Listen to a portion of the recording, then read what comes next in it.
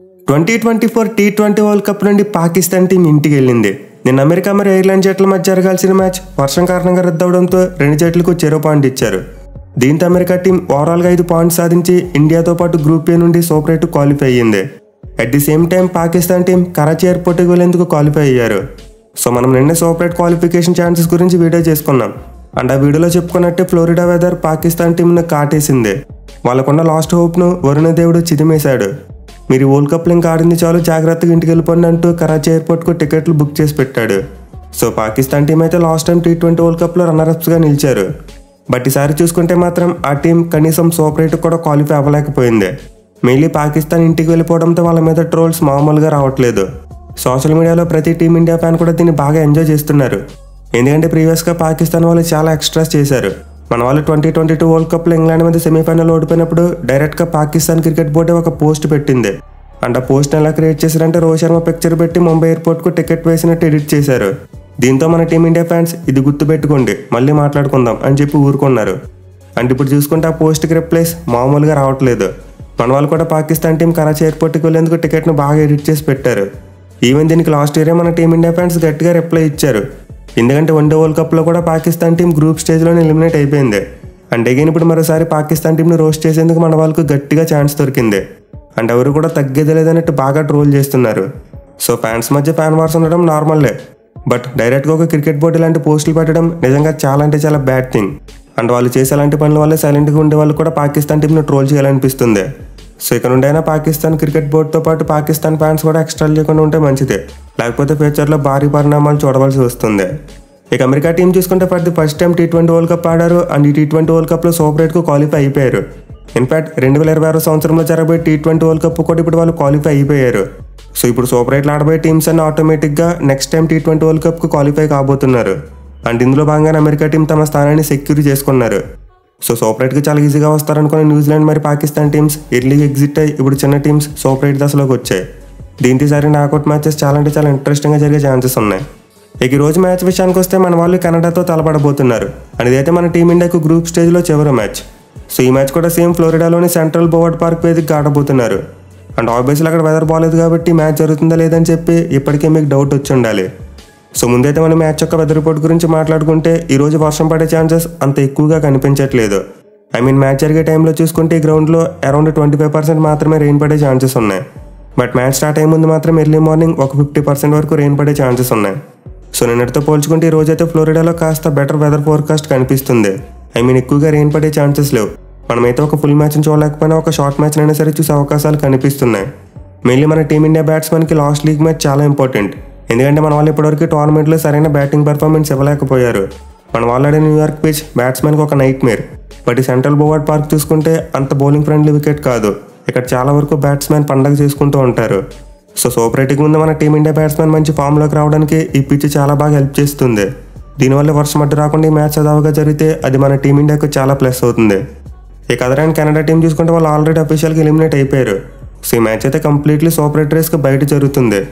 But still Canada team అయితే Indian upset చేసి ఒక 5-0 టోర్నమెంట్ను ఫినిష్ చేయాలని చూస్తుంది. సో మనమైతే రెండు జట్ల మధ్య రోజు ఒక మంచి మ్యాచ్ చూసే అవకాశాలు ఉన్నాయి. ఇక రెండు జట్లకి అటెడ్ స్టాట్స్ విషయానికి వస్తే ఇప్పటివరకు ఒక్కసారి కూడా తలపడలేదు. For the first time T20 ఫార్మాట్లో ఈ రెండు జట్లు తలపడబోతున్నాయి. ఇన్ఫాక్ట్ T20 ఫార్మాట్లోనే కాదు, ఇప్పటివరకు ఏ ఫార్మాట్లో కూడా రెండు జట్లు ఒక్కసారి కూడా తలపడలేదు. సో మనమైతే ఫస్ట్ టైం ఇంటర్నేషనల్ క్రికెట్లో ఇండియా వర్సెస్ కెనడా మ్యాచ్ చూడబోతున్నాం. ఇక మ్యాచ్ ఆడబోయే సెంట్రల్ బోవర్డ్ పార్క్ యొక్క పిచ్ రిపోర్ట్ చూసుకుంటే ముందు చెప్పుకున్నట్టు ఒక బ్యాటింగ్ ఫ్రెండ్లీ వికెట్. మెయిన్లీ ప్రీవియస్గా ఈ గ్రౌండ్లో మ్యాచ్లు జరిగినప్పుడు మనం భారీ స్కోర్లు చూసాం. ఇన్ఫాక్ట్ ఒకసారి మన టీమిండియా మరియు వెస్టిండీస్ జట్ల మధ్య మ్యాచ్ జరిగినప్పుడు రెండు జట్లు కూడా 240+ రన్స్ కొట్టాయి. సన్లైక్ న్యూయార్క్ పిచ్ మనమైతే ఈ గ్రౌండ్లో మంచి భారీ టోటల్ చూసే అవకాశం ఉంది. ఎస్పెషల్లీ మన టీమిండియా ముందు బ్యాటింగ్ చేస్తే ఖచ్చితంగా భారీ స్కోర్ వస్తుంది.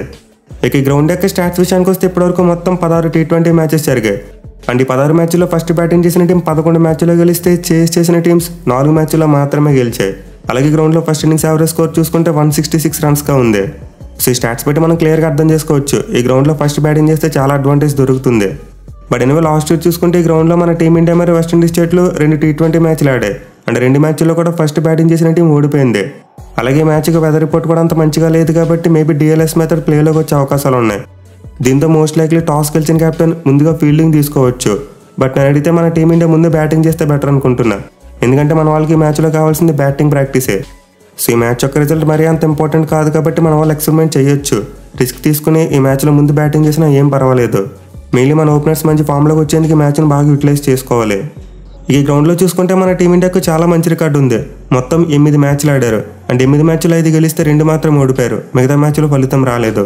సో మన టీమిండియాకు ప్రీవియస్గా ఈ గ్రౌండ్లో చాలా మంచి మెమరీస్ ఉన్నాయి. మెయిన్లీ మన వాళ్ళు గెలిచిన 5 మ్యాచ్లో 3 సార్లు ఫస్ట్ బ్యాటింగ్ చేసినప్పుడే గెలిచారు. అండ్ గెలిచిన 3 మ్యాచ్లు కూడా భారీ తేడాతో గెలిచారు. సో ఆబ్వియస్లీ మన టీమిండియాని మ్యాచ్లోకి ఫేవరెట్స్గా బరిలో దిగుతుంది. అండ్ మనకి గెలిచే ఛాన్సెస్ ఎక్కువగా ఉన్నాయి. ఇక టీమ్స్ విషయానికి వస్తే కెనడా టీం ఈ వరల్డ్ కప్లో ఆల్రెడీ ఒక మ్యాచ్ గెలిచారు. ఐర్లాండ్ లాంటి టీంను ఓడించి 2 పాయింట్లు సాధించగలిగారు. బట్ తర్వాత వాళ్ళు పాకిస్తాన్ మీద ఓడిపోవడం వల్ల సూపర్ ఎయిట్ అసలు గల్లంత అయిపోయాయి. సో ఆన్ ది పేపర్ చూసుకుంటే కెనడా టీం అంత స్ట్రాంగ్ టీం కాదు. మెయిన్లీ వాళ్ళు ఎక్కువగా డిపెండ్ అయితే తమ బ్యాటింగ్ మీదే. బౌలింగ్లో అసలు క్వాలిటీ కనిపించట్లేదు. సో వాళ్ళ బ్యాటింగ్లో ఆరన్ జాన్సన్ లాంటి ప్లేయర్ మంచి ఫామ్లో ఉన్నాడు. పాకిస్తాన్ మీద 50 కొట్టాడు. అలాగే వాళ్ళ వికెట్ కీపర్ శ్రేయస్ మోవా కూడా చాలా మంచి బ్యాట్స్మెన్. ఇక వీళ్ళతో పాటు నికోలస్ కెర్టన్ మరియు నవనీత్ దాలివాల్ వీళ్ళు కూడా మంచి బ్యాట్స్మెనే. సో కెనడా టీం ఈ మ్యాచ్లో గెలవాలంటే బ్యాట్స్మెన్ అంతా కలిసికట్టుగా రాణించాలి. అప్పుడు మాత్రమే వాళ్ళు మన టీమిండియాకి కాంపిటీషన్ ఇవ్వగలరు. ఎందుకంటే వాళ్ళ బౌలింగ్లో ముందు చెప్పినట్టు క్వాలిటీ ఎక్కువగా లేదు. ఓన్లీ వాళ్ళ కెప్టెన్ మాత్రమే కాస్త strong bowler. But any interesting thing ఏంటంటే ఆ టీంలో కలీం సనా లాంటి ఒక లెఫ్ట్ ఆర్మ్ పేసర్ ఉన్నాడు. అండ్ మన టీమిండియా ఓపెనర్స్ చూసుకుంటే లెఫ్ట్ ఆర్మ్ పేసర్స్కి స్ట్రగుల్ అవుతున్నారు. సో మేబీ మ్యాచ్లో అతను కీ బౌలర్గా మారవచ్చు. అలాగే లాస్ట్ మ్యాచ్లో పాకిస్తాన్ టీం మీద హేల్ గారు కూడా చాలా మంచిగా బౌలింగ్ చేశాడు. సో కెనడా బ్యాట్స్మెన్తో పాటు బౌలర్స్ అందరూ కూడా కలిసికట్టుగా రాణించగలగాలి. అప్పుడు మాత్రమే టీం ఈ మ్యాచ్లో మంచి ఫలితం చూసే ఛాన్స్ ఉంటుంది. ఎనివే మ్యాచ్ కోసం కెనడా టీం యొక్క ప్రాబబుల్ ప్లేయింగ్ 11 చూసుకుంటే ఓపెనర్స్కి ఆరన్ జాన్సన్ మరియు నవనీత్ దాలివాల్ బరిలోకి దిగే ఛాన్సెస్ ఉన్నాయి. ఇక తర్వాత నెంబర్ 3లో పర్గట్ సింగ్, నెంబర్ 4లో నికోలస్ కెర్టన్, నెంబర్ 5లో శ్రేయస్ మోవా, నెంబర్ 6లో రవీంద్ర పాల్ సింగ్, నెంబర్ 7లో సాద్ బిన్ జఫర్, నెంబర్ 8లో డిలాన్ హీలిగర్, నెంబర్ 9లో కలీం సనా, నెంబర్ 10లో జొనై సిడిక్వి మరియు నెంబర్ 11లో జెర్మీ కాటన్ బరిలోకి దిగే ఛాన్సెస్ ఉన్నాయి. ఇక మన టీమిండియా విషయానికి వస్తే ఫామ్లో ఎలాంటి లోపం లేదు. మన వాళ్ళు వరుసగా 3 మ్యాచ్లు గెలిచారు. అండ్ ఈ మ్యాచ్ కూడా మన వాళ్ళు నార్మల్గా ఆడితే ఈజీగా గెలిచేయచ్చు. బట్ ఈ మ్యాచ్లో మన వాళ్ళు టెస్ట్ చేసుకోవాల్సింది బ్యాటింగ్ను. ఎందుకంటే మన వాళ్ళు ఇప్పటివరకు ఆడిన 3 మ్యాచ్లు కూడా భారీ స్కోర్ చేసే ఛాన్స్ రాలేదు. కేవలం వార్మప్ మ్యాచ్లో మాత్రమే మన వాళ్ళకి ఫుల్ బ్యాటింగ్ ప్రాక్టీస్ దొరికింది. సో సూపర్ ఎయిట్కి ముందు మన కొత్త ఓపెనింగ్ కాంబినేషన్ సెట్ అవ్వడానికి ఈ మ్యాచ్ చాలా యూజ్ అవుతుంది. మెయిన్లీ మ్యాచ్లో విరాట్ కోహ్లీకి ఒక రిడెంప్షన్ దొరకవచ్చు. అతను ఇప్పటివరకు T20 వరల్డ్ కప్లో సరిగ్గా పెర్ఫామ్ చేయలేదు. ఇన్ఫాక్ట్ ఓవరాల్గా అమెరికాలో అతనికి రికార్డ్ అస్సలు బాగోలేదు. సో వాటన్నింటికి ఫుల్ స్టాప్ పెడితే మ్యాచ్లో విరాట్ కోహ్లీ ఒక మంచి ఇన్నింగ్స్ ఆడాలి. మెయిన్లీ అతను సూపర్ ఎయిట్కి ముందు ఫామ్లోకి వస్తే అది మన టీమిండియాకి చాలా పెద్ద బూస్ట్ అవుతుంది. అలాగే రోహిత్ శర్మ కూడా ఒక మంచి నాక్ ఆడాలి. మెయిన్లీ మన ఓపెనర్స్ ఈ మ్యాచ్లో ఒక పెద్ద పార్ట్నర్షిప్ నెలకొల్పాలి. అదే మన టీమిండియాకి మ్యాచ్లోనే బిగ్గెస్ట్ సిగ్నిఫికెన్స్. ఇక మిగతా బ్యాట్స్మెన్ విషయానికి వస్తే అందరూ కూడా కొంతవరకు మంచి ఇన్నింగ్స్లు ఆడే ఉన్నారు. మెయిన్లీ రిషబ్ పంత్ చాలా మంచి ఫామ్లో ఉన్నాడు. అలాగే లాస్ట్ మ్యాచ్లో స్కై 50 కొట్టాడు. ఈవెన్ శివం దుబే కూడా లాస్ట్ మ్యాచ్లో ఒక మంచి క్యామ్ ఇన్నింగ్స్ ఆడాడు. సో మిడిల్ ఆర్డర్లో వీళ్ళ ముగ్గురు కూడా కొంతవరకు టచ్లోనే ఉన్నారు. బట్ అగైన్ మన ఆల్రౌండర్స్ అయిన పాండ్యా మరియు జడేజా ఇద్దరు బ్యాట్స్ నుంచే పెద్దగా రన్స్ రాలేదు. సో వీళ్ళు కూడా ఈ మ్యాచ్ని బాగా యూటిలైజ్ చేసుకుంటే బాగుంటుంది. ఇన్ఫాక్ట్ ఈ మ్యాచ్లో ఇద్దరిని అప్ ద ఆర్డర్ ప్రమోట్ చేస్తే బెటర్ అనుకుంటున్నా. ఇక బౌలింగ్ విషయానికి వస్తే మన టీమిండియాలో అసలు ఎలాంటి ప్రాబ్లమ్స్ లేవు. మన వాళ్ళు ఆడిన 3 మ్యాచ్లు కూడా చాలా మంచిగా బౌలింగ్ చేశారు. బట్ ఎనివే మ్యాచ్ కోసం మనం బౌలింగ్ కాంబినేషన్లో ఒక మార్పు చేయొచ్చు. అదేంటంటే సిరాజ్ ప్లేస్లో కుల్దీప్ యాదవ్ని తీసుకొచ్చే అవకాశాలు ఉన్నాయి. ఎందుకంటే సూపర్ ఎయిట్లో మన వాళ్ళు ఆడబోయే వెస్టిండీస్ పిచ్చెస్ అన్ని స్లోగా ఉండి స్పిన్ బౌలింగ్ ఎక్కువగా అనుకూలిస్తాయి. దీంతో మన వాళ్ళకి ఒక ఎక్స్ట్రా స్పిన్నర్ అవసరం పడుతుంది. సో సూపర్ ఎయిట్కి ముందు మ్యాచ్ ప్రాక్టీస్ కోసమైనా సరే మ్యాచ్లో కుల్దీప్ యాదవ్కి ఒక ఆపర్చునిటీ ఇవ్వాలి. లేదు మ్యాచ్ కలవడం మీద ఎక్కువ ఫోకస్ పెడితే మాత్రం సిరాజ్ని కంటిన్యూ చేస్తారు. సో మన టీమిండియాలో జరిగితే ఒక్క మార్పు మాత్రమే జరగడానికి స్కోప్ ఉంది.